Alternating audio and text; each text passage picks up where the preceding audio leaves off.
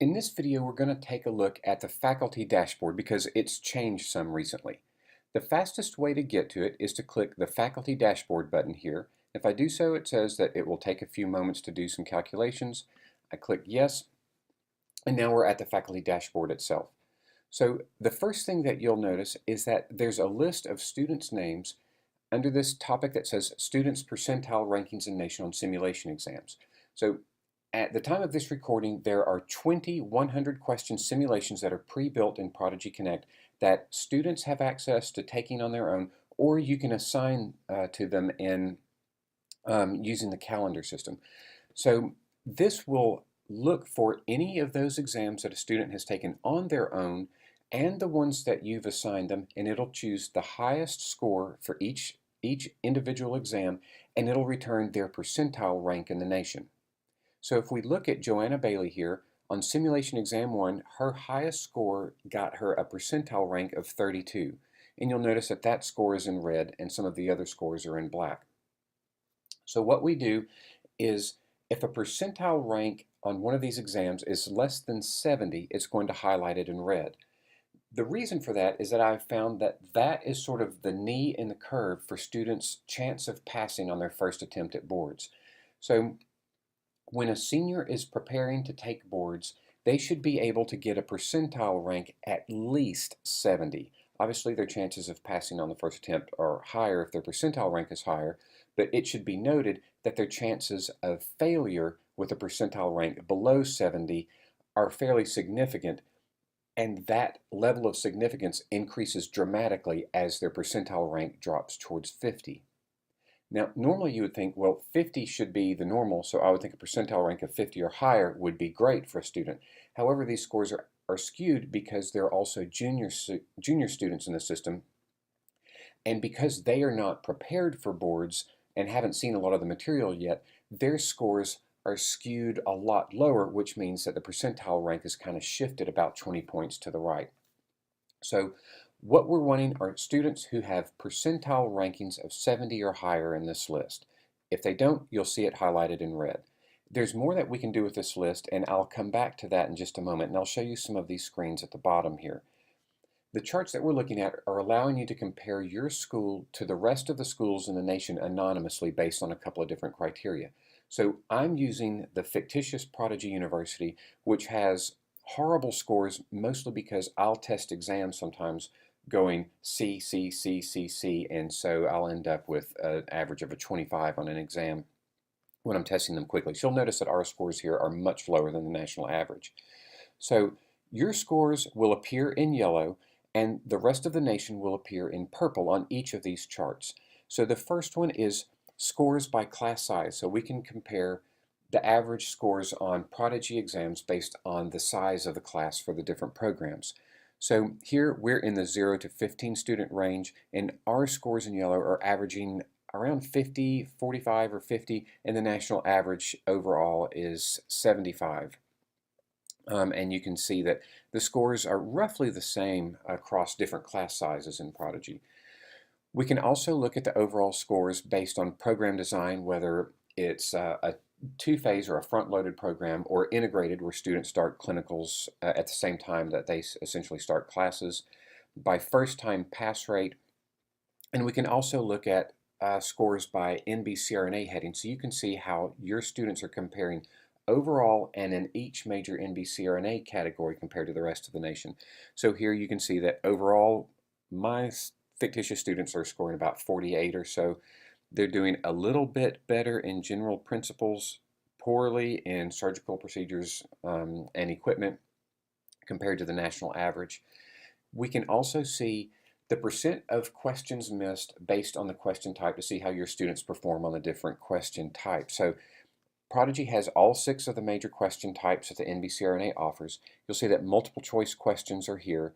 MCR is multiple correct response, or what some people call multiple multiples. IMG are image-based questions, calculation questions, hotspot questions, and drag and drop questions. Now, the chart that kind of closely goes with that is the average time in seconds based on question type. So if we look, our students on average are spending not nearly as much time as the national average on calculation questions, And if I go back here, I can see that they probably should be because their average scores on calculation questions are way below the national average. So that might be a simple matter of directing them to be sure to spend more time on these types of questions. All right, so let's go back up to the top and look at this grid that I was speaking to you about earlier. So you'll see that we can see the student scores going across. If you want, you can export this spreadsheet to an Excel spreadsheet that you can use for your own calculations. We can also click a student's name. So if we want to look and see what has Joanna Bailey been doing with Prodigy and dig a little bit deeper into her performance, then let's click her name. And it says that analyzing student data can take a few moments to calculate because it's going to take Joanna's information and compare it to every other question response that's been answered in the system. So right now there's over 10 million individual item responses that have been recorded. So sometimes it can take a few seconds for this screen to pop up. So you'll notice that there's a button here called Get Group Data that will not be on your screen. So that's just for testing purposes for myself. So right now we're comparing Joanna to all students, but we can also compare her to a specific class if we want to compare apples to apples.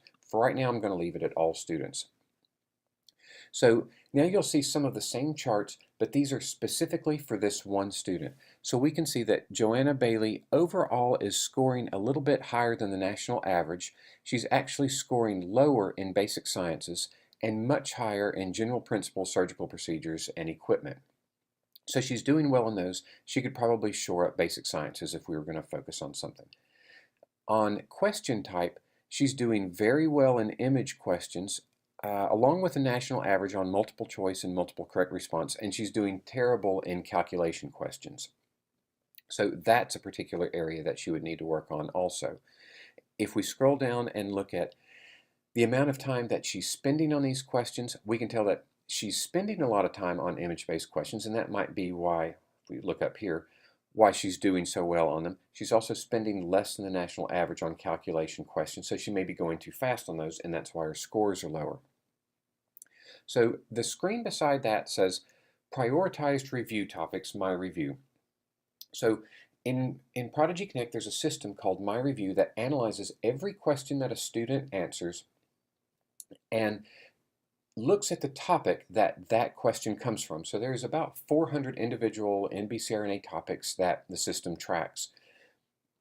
For each of those topics, it's going to continually try to predict what are the odds that this student is going to miss the next question in that topic.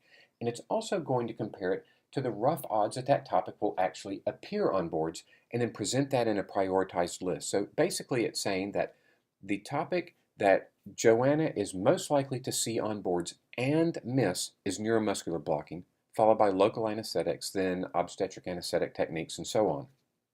So Joanna's personal screen also has a My Review where not only does she have this list, but she can click on it and study it, whether she's on her phone or an iPad or a computer. She can study that material from wherever she is.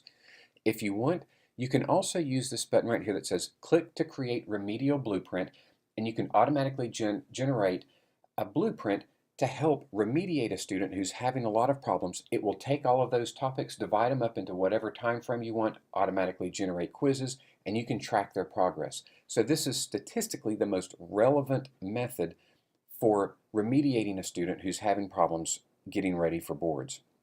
If you want more details on how to do this, there is a video on how to create blueprints that covers this. If we scroll down, we can see everything else that Joanna has done in the system.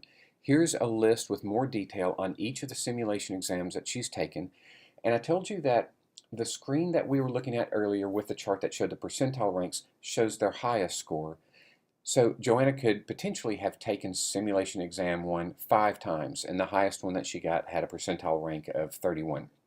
Well, here you would see all 5 attempts, the scores, the percentile ranks, and the percentile rank in each of the NBCRNA categories. So you can get a lot more detail and tell, well, yeah, Joanna did finally get above 70, but she had to take that exam 10 times in order to do it. Here you'll see miscellaneous simulation exams, and these are anything that the student has done on their own, like questions by specific topic, questions by textbook and chapter if you allow them to do that, questions by category. All of those will appear here. If you have assigned them blueprints that have weekly quizzes, or the student has created blueprints on their own, you'll see all of those weekly quiz results here. And there will be a summary of all the faculty assigned exams in this list. So obviously you've probably watched the video on the Score Lab where you can dig way deeper into exam results from exams that you've assigned. This will just be a quick summary. So this screen is very useful to pull up if you're meeting with a student before they graduate and go to take boards and you're wanting to review all of their performance history. You can do it right here in this one screen.